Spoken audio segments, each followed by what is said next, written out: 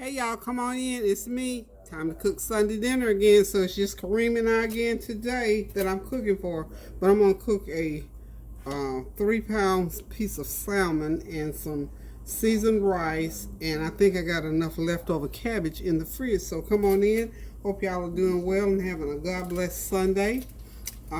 This salmon is skinless because I skinned it. I went ahead and just skinned it ahead of time.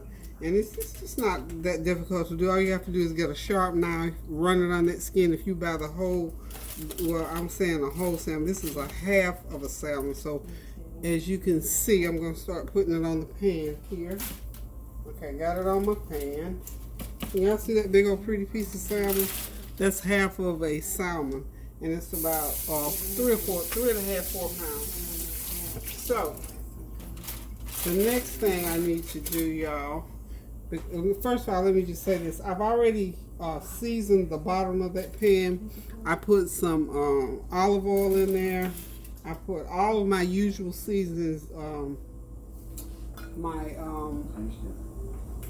Paul Pruhan, garlic powder, no salt. I didn't put any salt on. I put my masala seasoning on there, and this is some lemon pepper seasoning. I put some lemon juice on there. So everything I put half a teaspoon of everything, and you can do the seasoning to your taste. The main thing is cooking baked fish. I don't normally bake fish because I prefer pan fried, but today let me just get y'all a better view over there. Okay, there it is. That's a big old piece of fish. It's about 18 inches long and about 6 inches wide. So it's a pretty good sized piece of fish. And I'm going to steam some seasoned rice to go along with it. I've got the water already on, as you can see, boiling. So you know what? Since my water has started boiling, I'm going to go ahead and get my seasoned rice going. So what are y'all cooking today? I thought it was time for me to get back to the healthier foods, and so I did. As a matter of fact, I did fish last night. I didn't film it, but that's what I had for dinner last night was fish. So I got to get back to my healthier eating, y'all. So in my rice pot, I've got rice. I'm going to do a cup and a half of rice.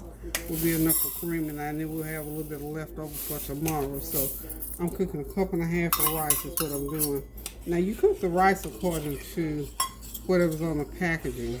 And then in the pot, I added some complete seasoning, garlic powder, some of that chicken bouillon seasoning in there, and just half a stick of butter, and then just cook it, and it'll be nice seasoned rice. And I like to lay my fish right on top, because I actually like fish and rice, y'all. So it's gonna have some good old seasoned rice, or maybe you want white rice, however you want to do it, chef's choice, however you want to do it. So now back to the fish. So what I'm going to do on top of the fish is going to go some lemon juice, olive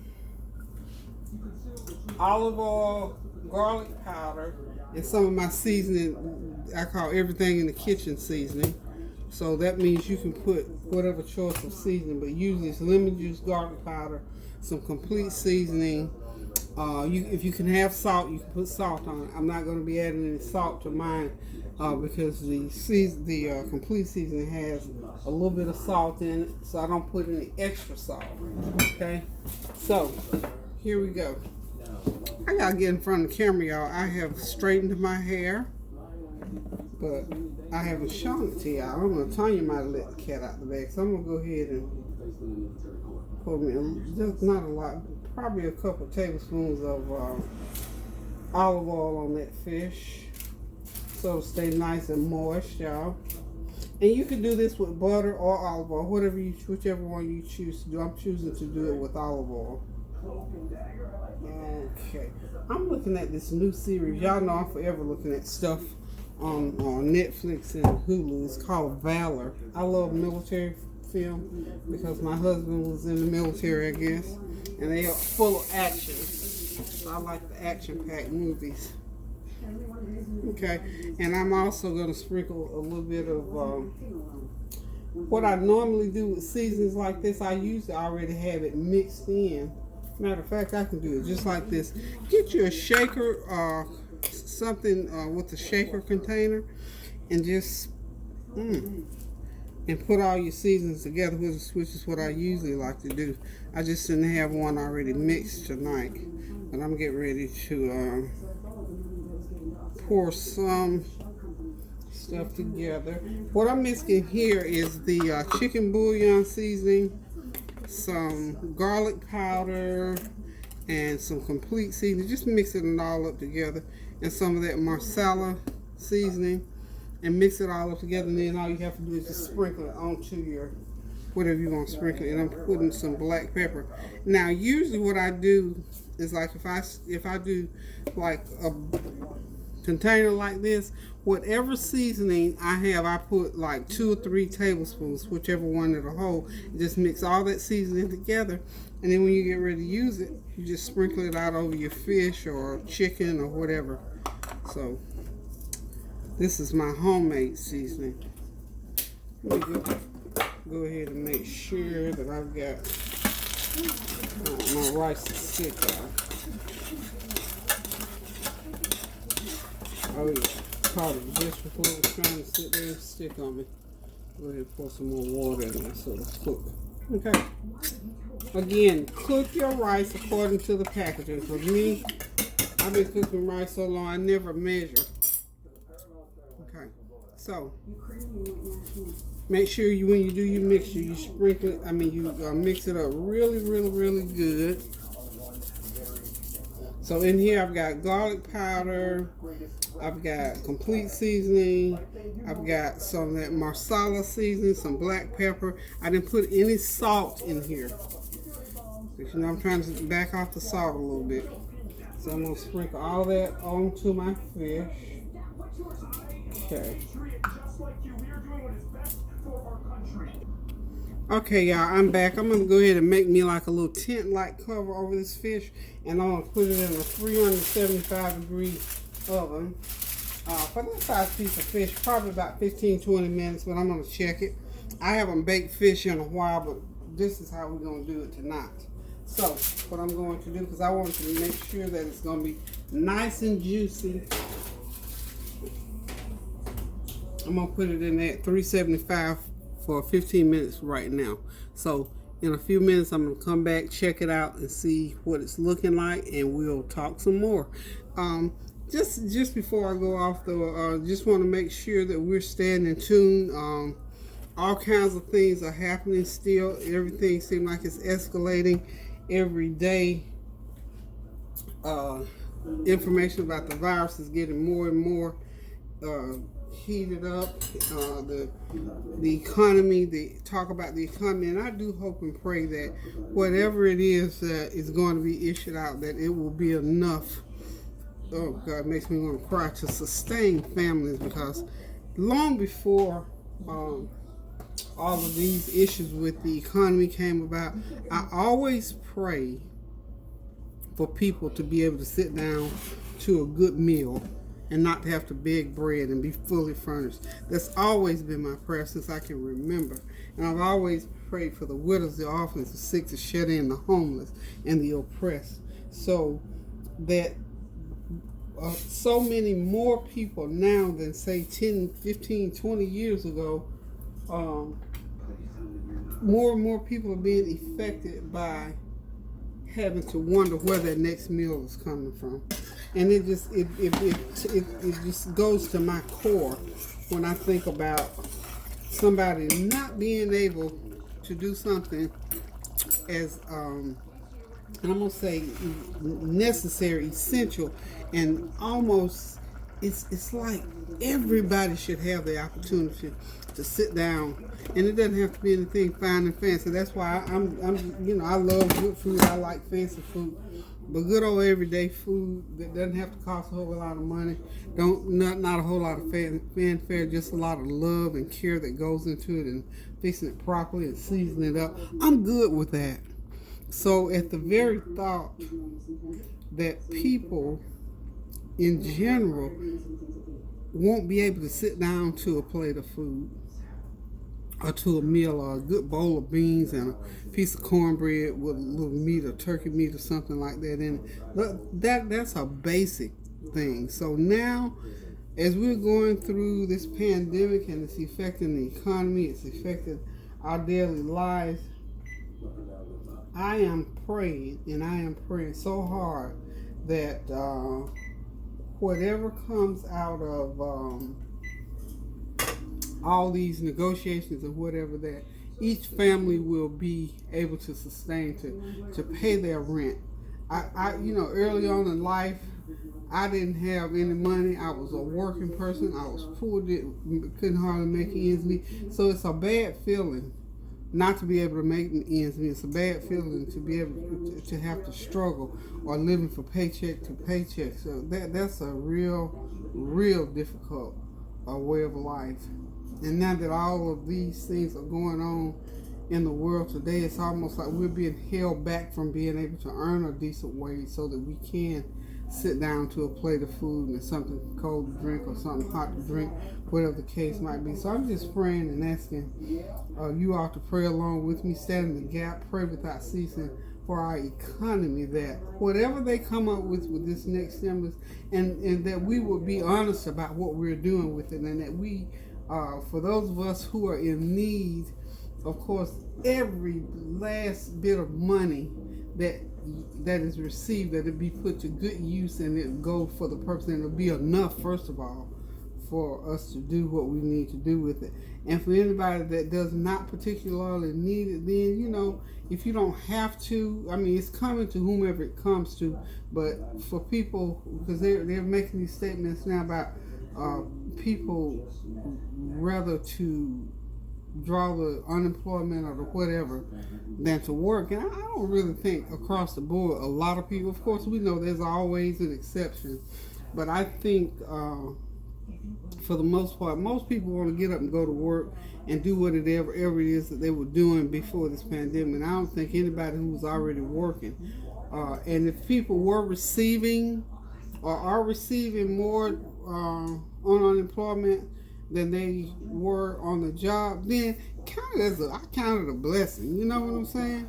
I count it a blessing, because that simply means every dime that you get to come into your household because you figure your utilities, your either your rent or your house payment, that stuff comes off the top.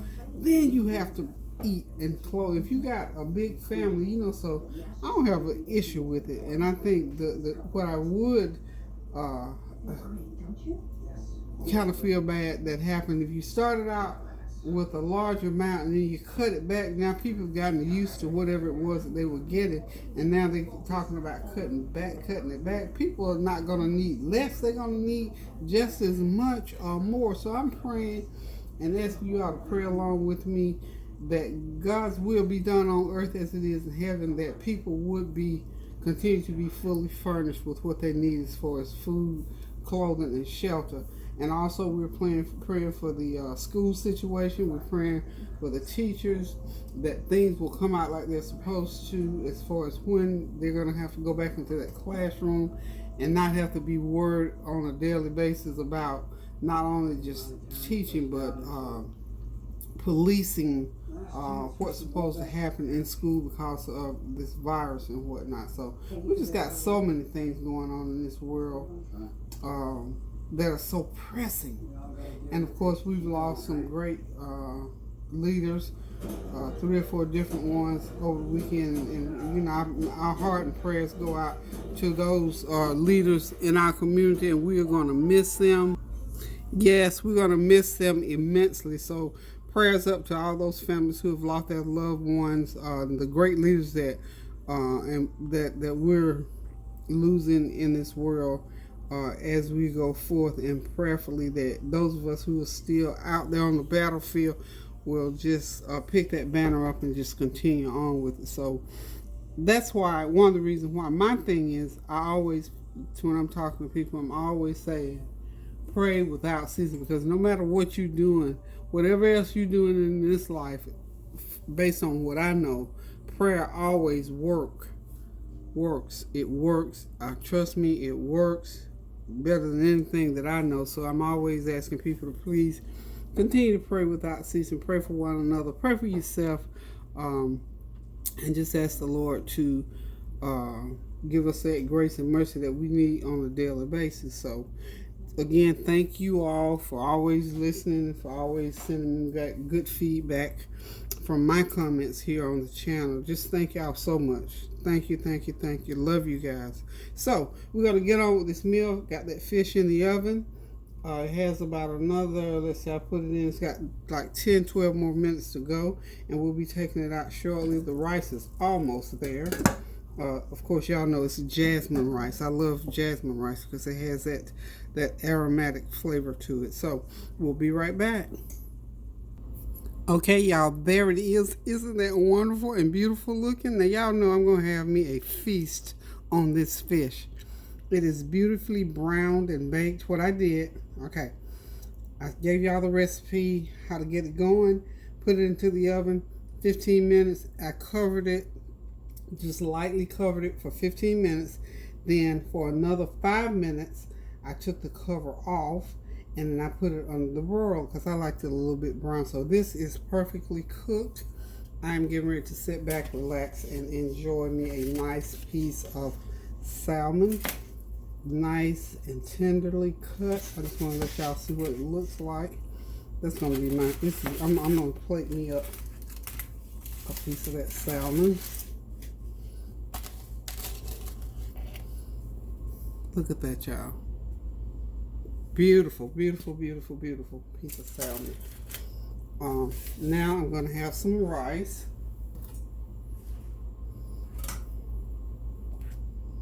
I don't want a lot of rice. So, there it is. And you can choose, you can eat with it, you can eat some, do your salad, some coleslaw, anything like that. I've got some cabbage I'm going to heat up in the microwave, and I'm getting ready to sit down right now and eat this salmon. So, y'all, there's my Sunday dinner. Kareem will be in here shortly. We're going to sit back, relax, and enjoy our Sunday dinner. Some baked salmon and seasoned rice. Real simple. Probably, let's see, about 35 minutes is all it takes. So if you want to do this meal, 35 minutes from the refrigerator to the table. So guys, thank y'all so much for tuning in. Thank y'all for always commenting and praying without ceasing. And remember those unresolved differences. Please, please, please don't forget those.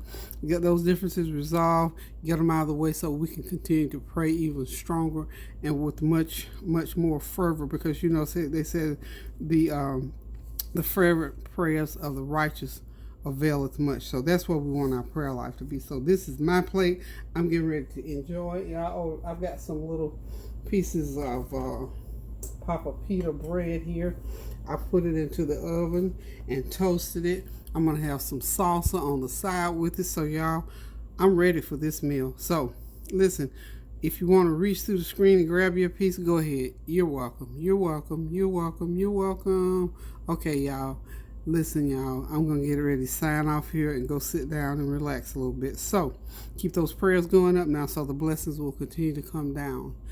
And until I decide to cook again, I love you so much. Thank you so much. Toodaloo.